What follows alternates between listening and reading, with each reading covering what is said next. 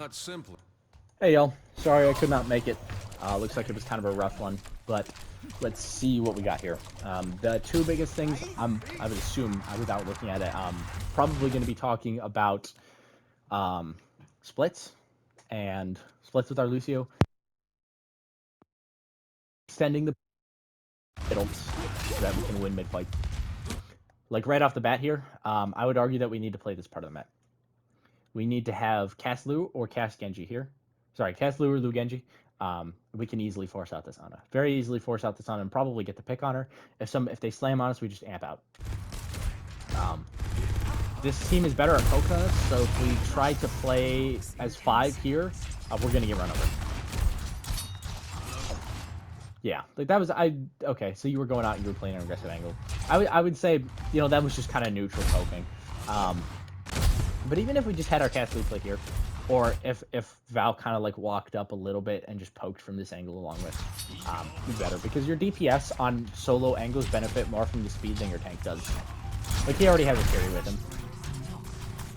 Okay, that was nice. They burnt haha and they burnt Nade, so you jump on their backline, and that should be a pretty free fight. That was good. Supports, you just don't have to commit yourself. The core doesn't have to put their entire body into the fight. You guys can just play around here to do pretty much the exact same thing. Very nice. And now we just kind of die on point. Unless we kill too. Never mind. We don't die on point. Very nice. Now, set up a wrap through this angle. Did we just get another one? Okay. Oh yeah, he dies for sure there. Now that they're pressuring this, I would say keep pushing this, keep pushing this. You could even call to speed on their Ana here. Because of how close up they're playing, I would be like, I would speed on their Ana first. I think you can easily get that. Now it's too late. Now it's too late.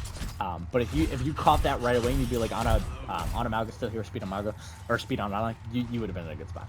Now, the fight's starting here where you guys are just kind of standing. Let Jack do his thing in the poke phase. Kiri plays with Jack right here. Quada plays like this back right angle like this. And then our Genji Lu can set up in this room. And basically you guys just kind of poke and then you wait. And then once their Malga commits, you wrap around like this and you dash on their backline.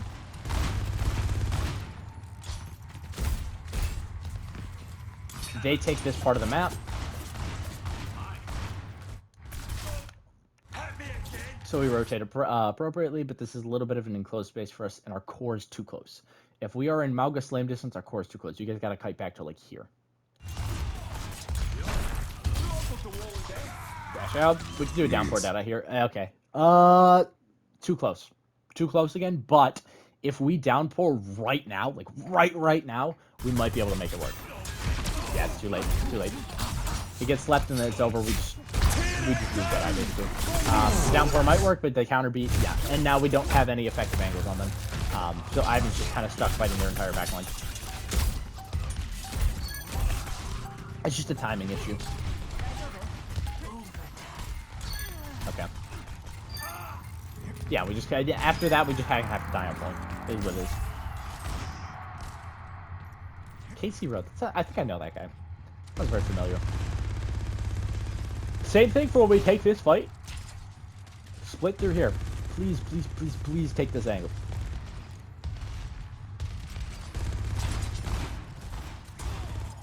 Oh my god, there's a solo Cassidy there too? Like, run on this. Ivan gets poked out, that's unfortunate, so now we kind of have to wait. They're probably going to get to like 60-70% by the time Ivan gets back to. Yeah, I mean, you're acknowledging, like, you guys are acknowledging, it's there.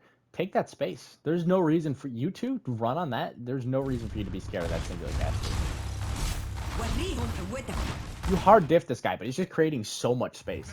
The core is physically incapable of walking because we're not counter pressuring him. And then because of that, Jack's just like, where's my team? Right? He's up here fighting. Like, my team's all the way back here. Arguably, you don't want to be much farther than this because Malga can slam on you. But we need to be able to create this. We need to be able to take this angle so that our tank can create space.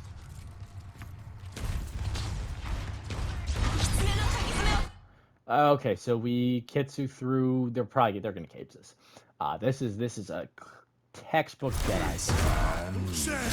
Yep, there it is. Kitsu's pretty good for burning cage though, so we might win this. Oh, and we got a... Oh, wait, I think we just win this solely on the basis that we can... No, we don't. Unfortunate. I like the split, though. Did you guys set that up through low ground? Because I didn't see you. You had to have. Yeah, you guys were walking through it. Val, I would root with him. If he's going to do something, just root with him. Unfortunate. Yeah, I mean, it's dog on his honor, right? Yeah, okay. So part of it is we need the Deadeye to break the cage, and we need to create this space here so that we can actually, so that we can pressure outside of cage. So we have our, I don't mind if you guys root through low ground like that. I would probably say you would do something like this, where you would have, it's very difficult for your cast to do anything without the Lucio, unfortunately. That's the only issue with the Genji Lu splits, is that it kind of leaves your Cassidy stuck playing with your Kyrie. Not that that's bad, but your Kyrie has to pay attention to your tank. It's just, it's a little bit easier for flex DPS to be self-sufficient, because hitscan kind of need to eat more resources. I don't mind it though. Like if you guys can get consistently good at taking Genji Lu splits, then it's as long as you're creating that pressure. Because Quada can still take aggressive angles with Kyrie. You can just say Kyrie on me. We have better beat, but they set tempo, and Quada didn't get it. Quada didn't get it. That's unfortunate. But yeah, this is just they set tempo on us.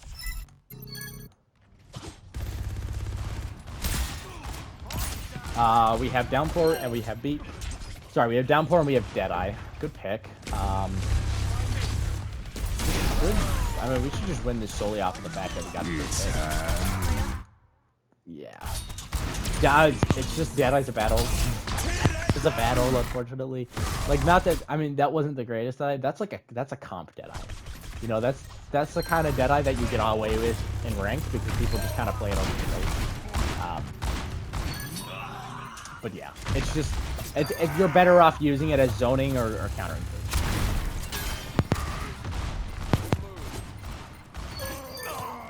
Nice, good picks. Now, we use Downpour, we use all our ults, but we are close to Kitsu, which means we need to extend the poke phase. We need to put our tank here, and he does not walk past this corner. This is, you sit here and you eat damage, and then Kiri takes all the healing. She gets Kitsu, we kite back, we get Mauga to commit, we shoot him, he goes haha, we throw our Kitsu.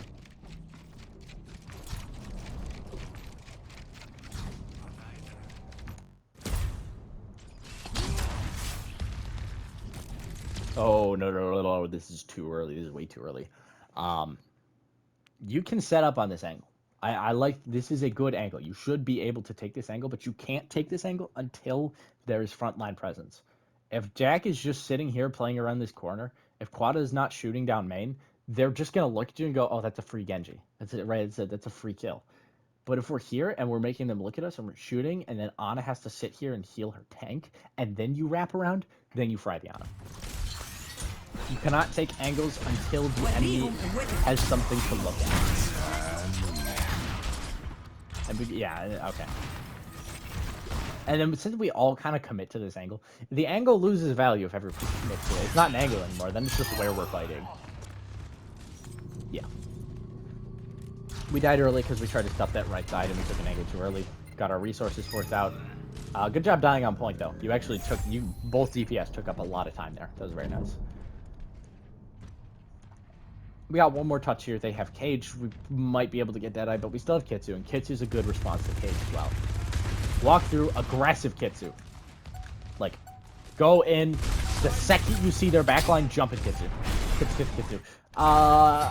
Okay, so, yeah, I don't know about TPing. That's, okay, that's what, I'm not hitting that. I'm not hitting that. Generally speaking, though, you could have just Kitsu'd from here.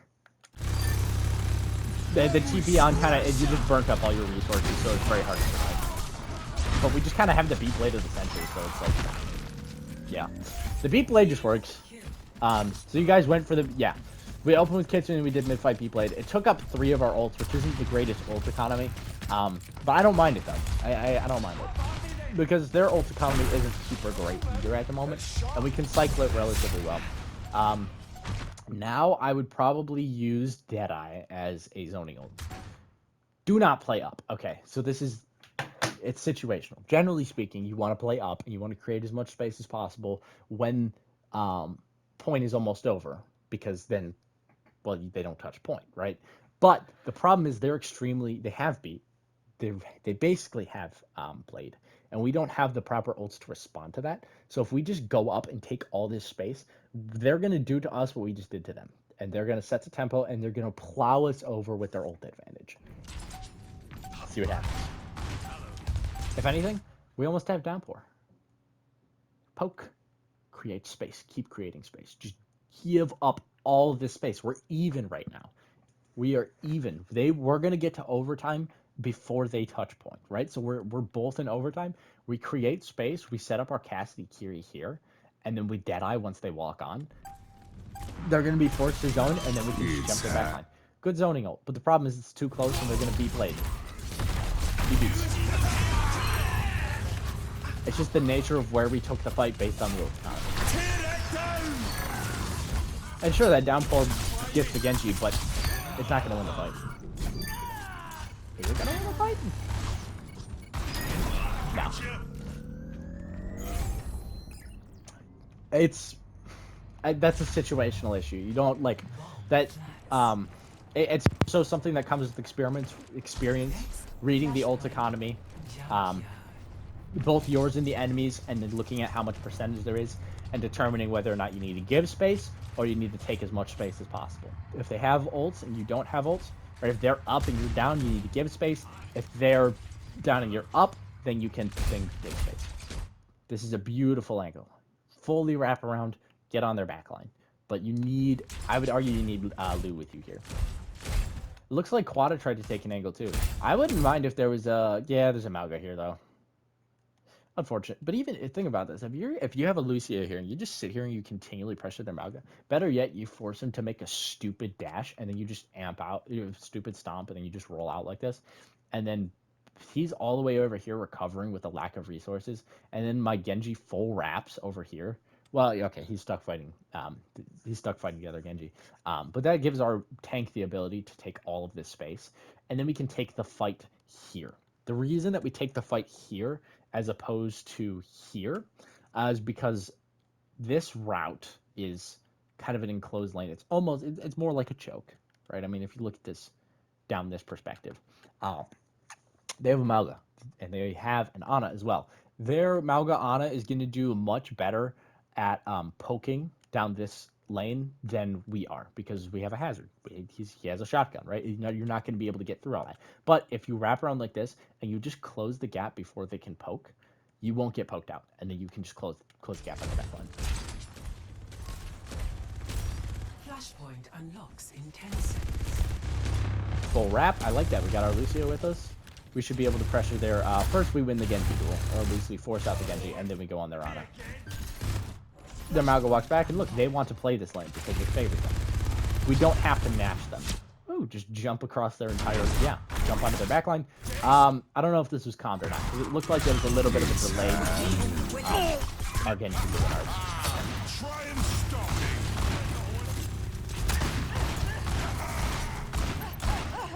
Ah, yes, we made a routing issue. This was a routing issue. You walk through here to take the enclosed space, but our core is here. Part of this is, like I said, the issue before, where we walk here and we take this part of the map. It just doesn't really work nicely. If we take this part of the map, we can see into that enclosed space, and we have more access to the point, and we can kite back like this, and we still have good access.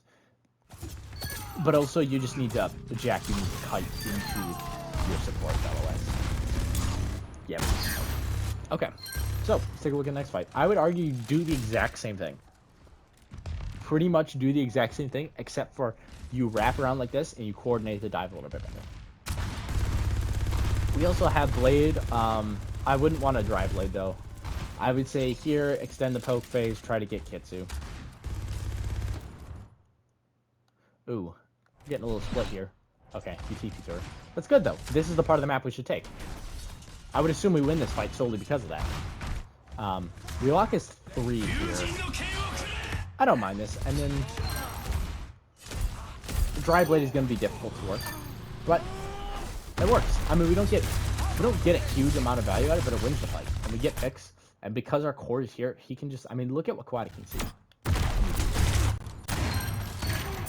can see the Rana. You can see their tank. He has ample space to back up. He goes there now, okay?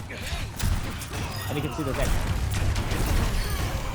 This is why it's so much more important for us to take this part of the map, based on our composition.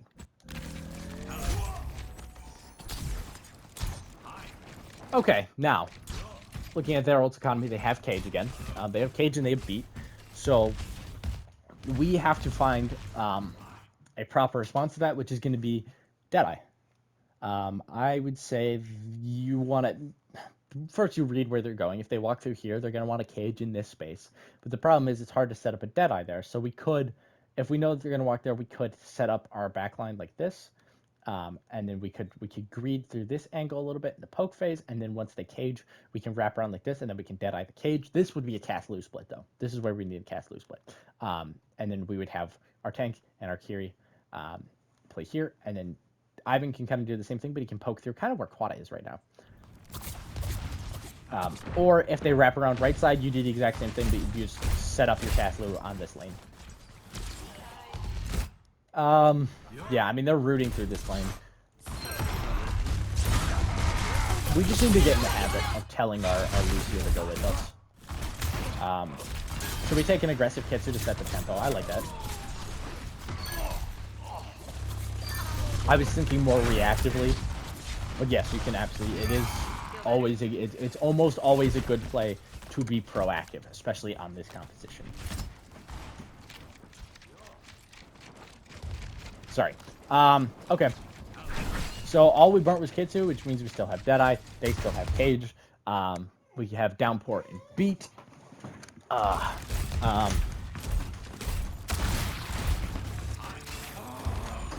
Sorry, I'm back 5. We do a Genji Kiri split. Interesting. I don't think it's bad.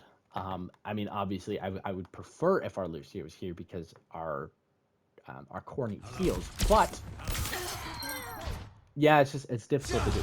It's not even necessarily like a micro issue. It's just that it's difficult to do that. Yeah, the aggressive Deadeye. It's hard to make aggressive Deadeye work as well. This was just a fight planning issue. We set up our wrong support on the split, and then we use Deadeye proactively, and it just kind of out all this. Did we turn this around? What the frick? And it's just like the worst cage of our life. Oh my lord. Wow. Okay, good job, guys. That's kind of wild. Quada just kills 2. Ivan is like in Narnia. Where did he even get that kill? I could have sworn you weren't on the map. I just have to see this real quick. You're fighting their Ana all the way over there. Okay, that's kind of wild. Good angles. See, this is our flex CPS takes aggressive angles on their backline with the element of surprise because we're expecting everybody to be fighting on point at this point in time. And Quada just places effective range and he gets kills because of it. He's here, sees a Genji, he rolls back, he gets the pick. And they pull out a terrible Deadeye. He sees Lucio on him, he plays cover, boom. Good job. And then because Ivan still has the element of surprise, it's really easy to kill the cast. Because they think they've won this fight. I mean, geez, I thought we lost this fight too. Good stuff. I mean, he just like instant the cage. Okay. Very good fight. Okay, last point here. I believe we go 1-3 on this. We trade. Good trade. Support for DPS is actually pretty good.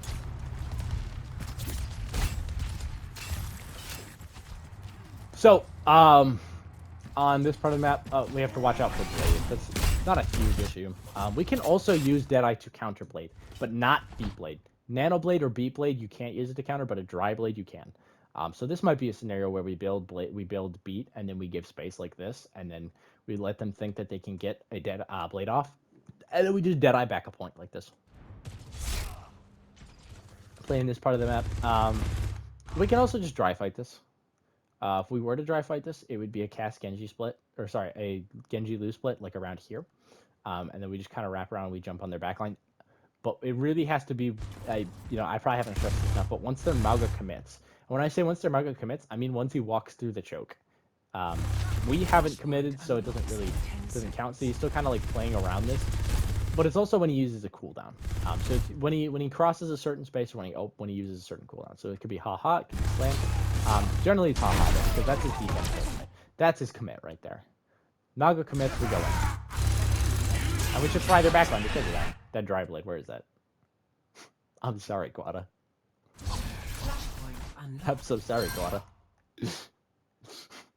He got left out to dry.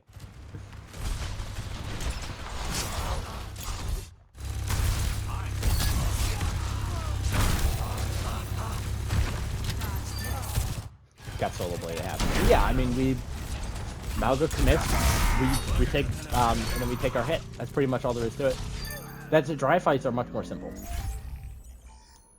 Very well played. Okay, now we can build all of our ults here. We don't necessarily have to, but realistically we should have multiple ults for this fight and next fight. We're frying them on economy right now, so it's very important that we don't burn all of our ults either. I would say commit Beat Blade. Commit Beat Blade to this fight and nothing else.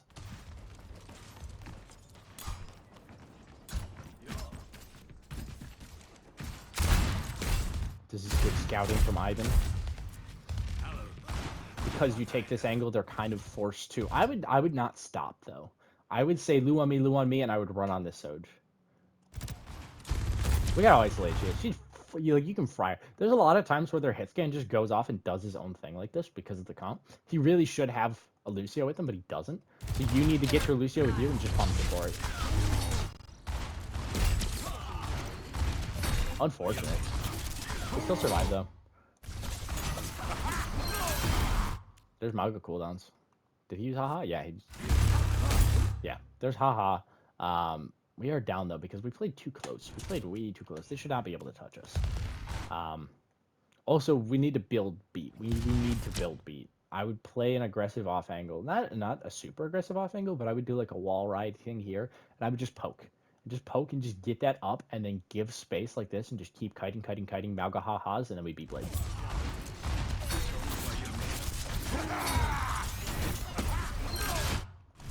Mauga commits. We don't have to yet, though. Okay, so let's see.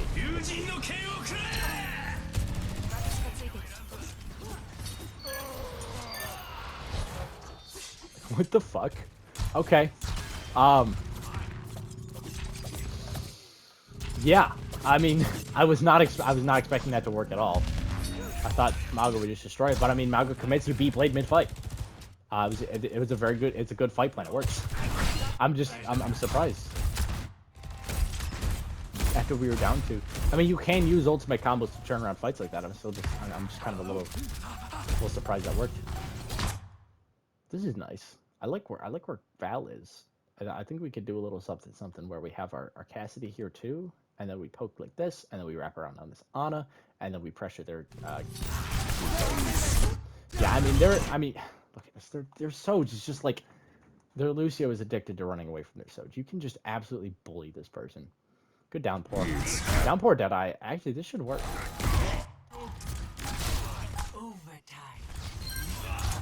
Was it just two? Yeah, okay, we get a pick off it. Nice. That's about the most value you're going to get out of Deadeye. And they pop ult. This is why I prefer that we try to find access to the backline. Because this Soj is just holding OC. And if she can basically do what we did to them last fight. Just take a mid-fight ult and kill 4. I mean, she only killed 1 there, but it's It's the lack of pressure that's being applied on their backline that allows them to be more aggressive, and that allows them to do things in mid-fight like that.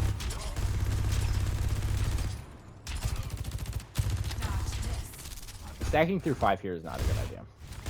I want to see a split. I want to see a split. Cast Lu here. Genji Lu on, like... You could do Genji Lu to drop point to force them to back off and then kite out. You could have everybody... You could do cast Genji... Sorry, you could do Genji Lu, and you could wrap around here like this. We're going for a proactive Kitsu as 5. It could work. Good pick. Unfortunately, looks like we just got... Yeah, I mean, we did have our pass there. Sometimes we just use the micro. Whatever. This actually looks like a micro issue. Let me, I'm not going to nitpick it too much. I'm more interested in their fight planning, but let me see what happens. So we stack is 5. Look for an aggressive angle. We play with quickly. Unfortunate. Yeah, I mean, we don't peek until we have the resources. We go, I need care, I need care. And it looks like also something happened to the hit. We actually went to take the fight. Ah, yes. We slashed the Mauga.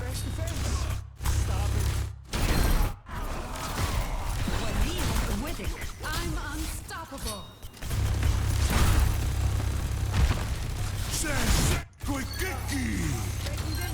Genji's just tearing up our backline.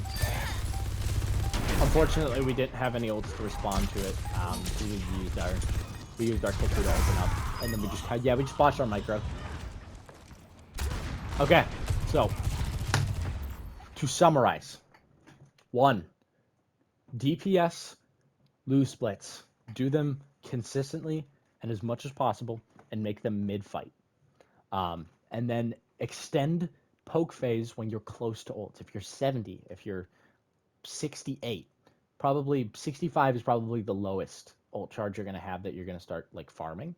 But call to give space and to farm for ult, and then respond with whatever ult is. Also, unfortunately, aggressive Deadeyes don't work unless it's a downpour. Downpour Deadeye can work, or Shatter Deadeye, but we don't play Ryan. But yeah, just work on those 2 things for now. Apologies that I couldn't be there, but actually not too bad.